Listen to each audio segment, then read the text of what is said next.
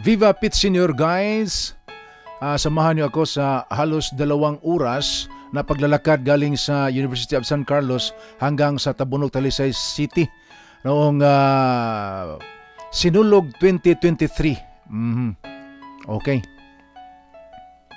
Okay, intro muna tayo.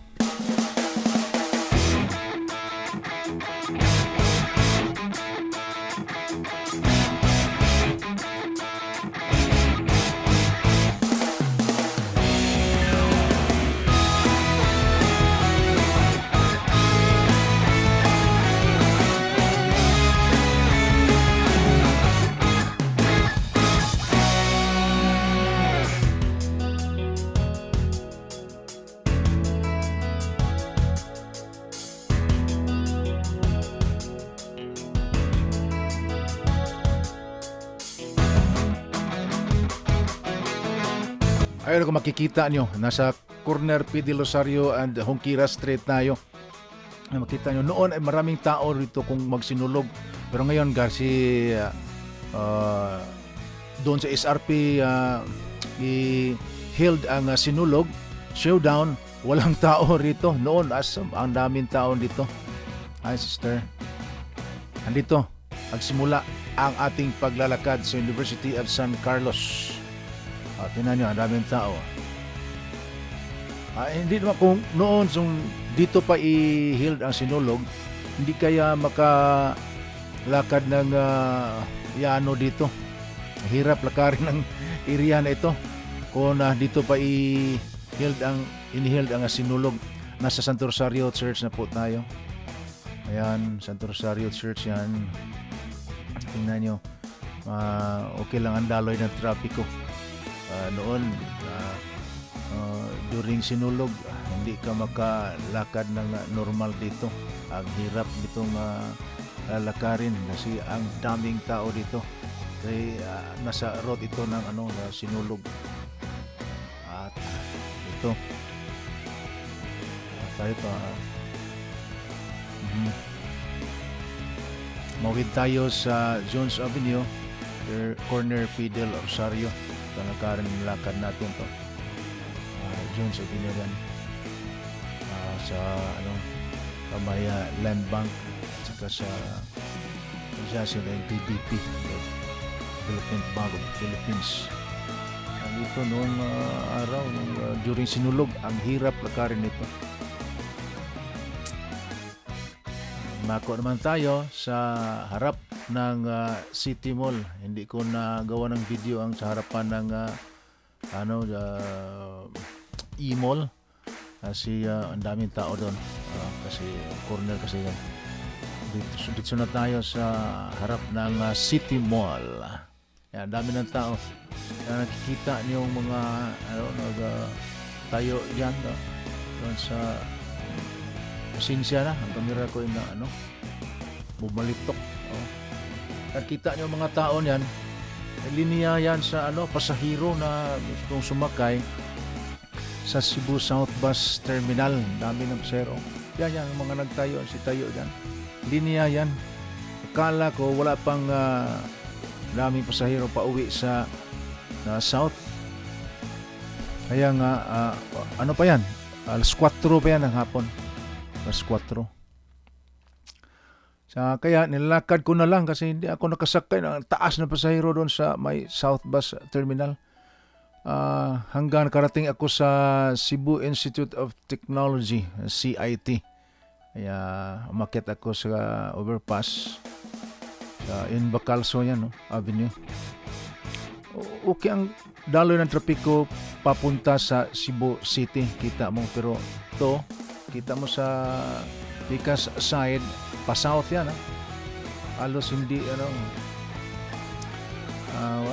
umuurong talaga, halos hindi irog. Tinignan ko sa likod, yun pa rin. Galing ito sa nasa kaliwa, nasa kaliwa, galing sa Cebu City yan. Papuntang Cebu City ang nasa kanan. Wala sila, mausad naman sila. Hello, Senior. Kaya patuloy na paglalakad, narating ko ang Mambaling flyover. Dito ang corner para SMC side. So, pambaling to. Ayan, nakita nyo, pabalik sa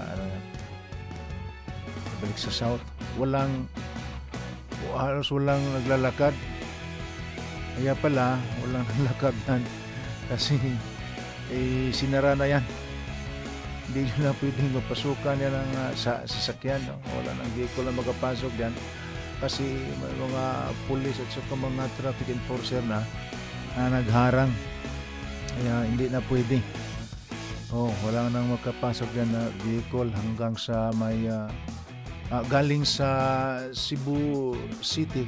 Kasi ang mga vehicle na pauwi sa south yan, nakita nyo, nasa itaas ng flyover. Ayan doon sa ito, flyover pa rin, nasa ilalim tayo. Mga tao na makita mo diyan, pero yung galing sa saan galing yan?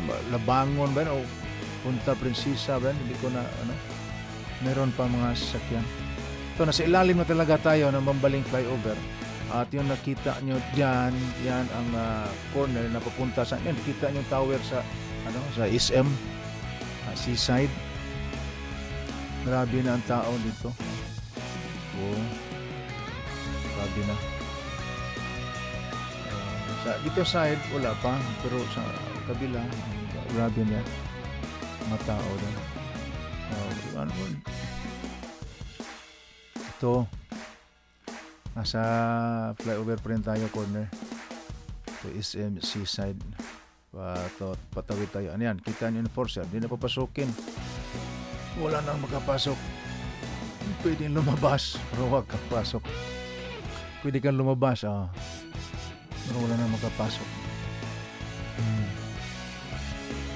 Ganyan ang kaya ang sitwasyon noon noong sinulog 2023 January 14 na yata, January 13 o 15 January 15. Hindi ko na naalala. Dito na silalim pa rin tayo ng Mambaling flyover. So kasi stranded tayo sa daming tao sa sidewalk. Hindi tayo makalakad.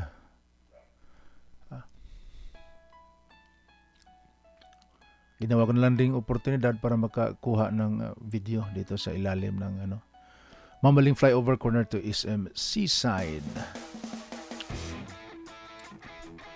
Yung iba dito galing na siguro sa SRP. Yung iba ay pupunta pa.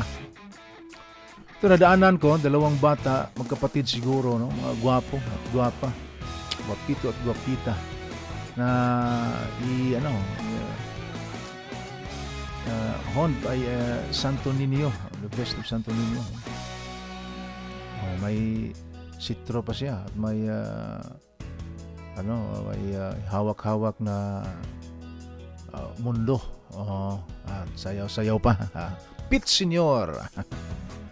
Guapito, Niño Guapito, Niña Guapita. Siguro ang nanay nila. Titinda sila sa tabi at ng bata. Mas mabuti yan kaysa suutan mo ng during Nobyembre ba yan? Suutan mo ang bata ng mga at ibang klase dagway. Sa patuloy na paglalakad, narating natin ang Ace Medical Center. Doon sa may San Jose yata. Saan siya yan? Ace Medical Center, bagong ospital yan. At sa ating pagpatuloy pa rin, narating na natin ang Pardo. At nasa harapan tayo ng Santo Tomas de Villanueva Parish Church. Yan, tingnan nyo. Pardo na yan, ha? Mukhang wala pang pawis sa paglalakad. Santo Tomas de Villanueva Parish Church yan, Pardo, Cebu City. Kita niya sa harap na.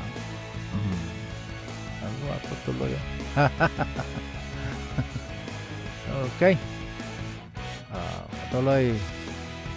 Patuloy sa paglalakad. Dito na tayo. Oops! Narating na ang Tabunok. Nakita nyo may paralan diyan, may Territory Ministry Seminary, may seminaryo diyan sa Seventh Day Adventist yata. SDA. Seminaryo na. At yan, nakita nyo, picture ni Goliath doon sa may overpass, flyover. At sa wakas, narating natin ang Tabunok, Talisay City. Yan, kita nyo, Shell gas station. Kadalasan diyan U-turn ang mga multicab galing sa Karkar, Tabunok at pabalik na vice versa. Ang Tabunok to Karkar, at yun ang sinasakyan ko. Multicab na. Halos 2 oras na paglalakad narating natin ang Tabunok, Talisay, Cebu City galing sa University of San Carlos downtown campus. Bye-bye!